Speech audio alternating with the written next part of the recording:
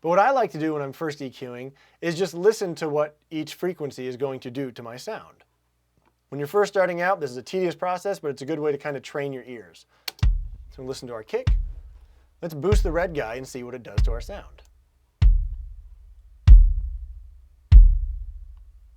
So definitely exactly what we'd expect the low frequency to do.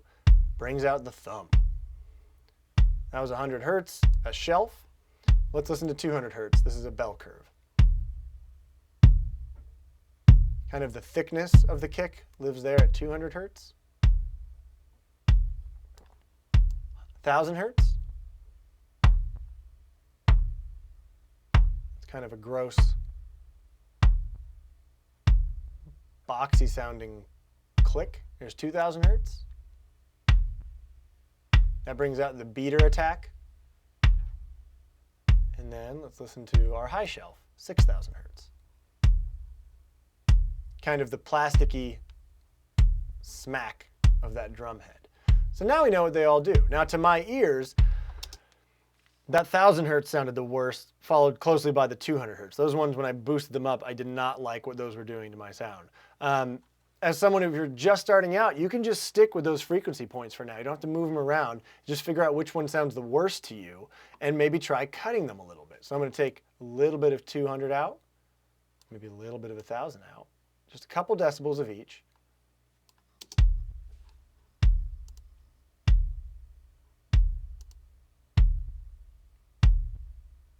And it kind of makes my kick sound a little more hi-fi sounding, a little more expensive.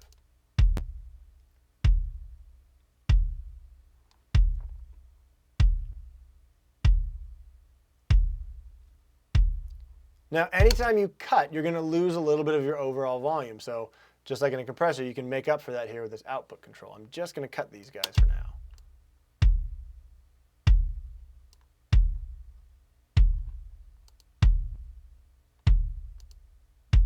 All right, I like what that's doing. A tiny little change. The two ugliest frequencies I found, I cut them.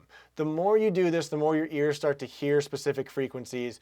Now, if I was really going through and mixing this, I'd probably move these frequency controls around a little bit, hear what 400 hertz sounds like, hear what 800 hertz sounds like, these frequencies between what they give me. But for now, when you're first starting out, this is a great way to kind of start to train your ears to learn what the lows, the low mids, the high mids, and the highs can do to each sound. And every instrument's different, every recording is different. I highly recommend finding the ones you don't like first, the frequencies you don't like, and cutting them before you try boosting the ones that you do like. It'll start to make you think about stuff that's there that is bugging you first. Let's do the same thing on this guy.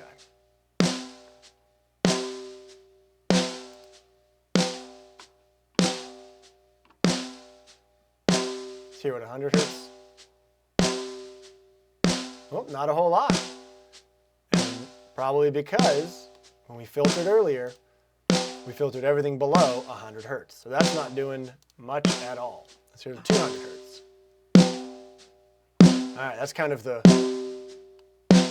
woody low end of that snare. 1000 hertz. Trashiness of the snare. Let's try 2000 hertz. Kind of the stick smack. And then 6000. Snare wires, the detail, that kind of thing.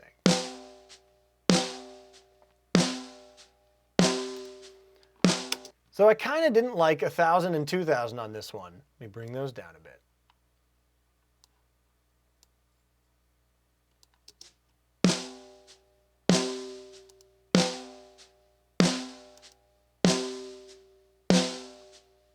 It's a little bit better, but this is a good time where I can kind of show you another little trick that I do for something especially like a snare drum, where it's got that very distinct ring going on, and that will be at a certain frequency.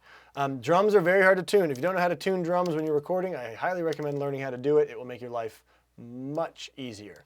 But you can hear there's a very distinct kind of pitched ring to the snare drum.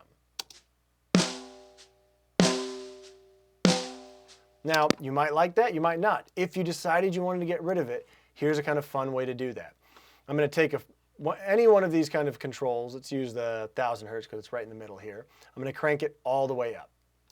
Now your Q control up here is how what we call narrow or broad this boost is. When it's very broad, it boosts the frequency that you chose and most of the frequencies around it. The broader it is, the more frequencies it affects. This gives you a more natural sound, but less control. When you go narrow, it boosts only the frequencies directly next to where you boosted. This gives you the most control, but it sounds very unnatural and kind of whistly sounding sometimes. I'm going to, right now, because I'm going to search out where that ringing frequency is, I'm going to have it really narrow. We're going to hear how that sounds, and I'm going to sweep it from low to high until I hear that ring.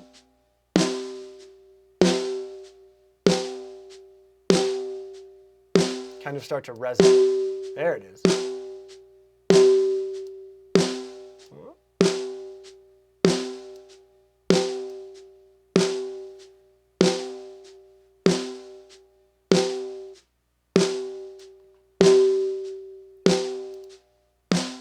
So you can hear it about 384 hertz.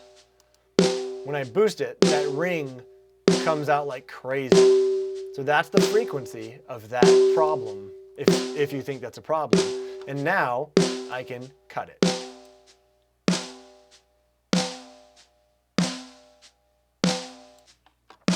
So now without the EQ, you can kind of hear that boom that's happening. Cutting that frequency gets rid of it. So maybe you like that, maybe you don't. If you want to get rid of that ring, this is a cool way to use an EQ to pinpoint a spot and get rid of it. Again, I want to get rid of stuff that I don't like before I enhance stuff that I do. But let's say, okay, I'm pretty happy with this, but I really, really liked having that extra sizzle on top of my snare drum. So I might take this guy. When I was boosting them earlier, I liked the way that sounded, and just give it a tiny little push. There's my old snare, new snare.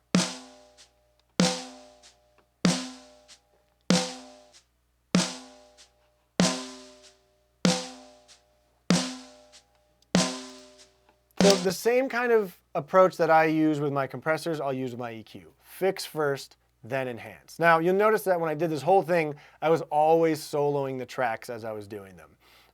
You're gonna hear a lot of mixers say, and I'm one of them, that you should never do this stuff when you're soloing because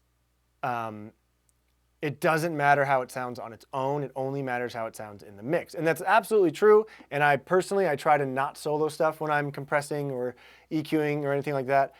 However, that's way easier said than done. If you're first starting out with this and you're trying to train your ears in order to learn how to do this, by all means, solo it. Get rid of the stuff that's distracting you from what you're trying to hear. It may not be the best way to get the best mix, but if you're trying to learn how to do this, having everything in your way is not going to help you at all. So don't worry about that don't solo rule that a lot of mixers swear by. You'll eventually get to that point where you feel confident enough that you can make these changes with the EQ and compressor, whether you're fixing or enhancing, you'll feel confident enough to do that when you're not in solo mode. But when you're first doing this and starting out, if you really need to hone in on those specific parts, by all means, solo away, go nuts. That's what it's there for. You don't have to kind of hold yourself to those standards when you're first doing this.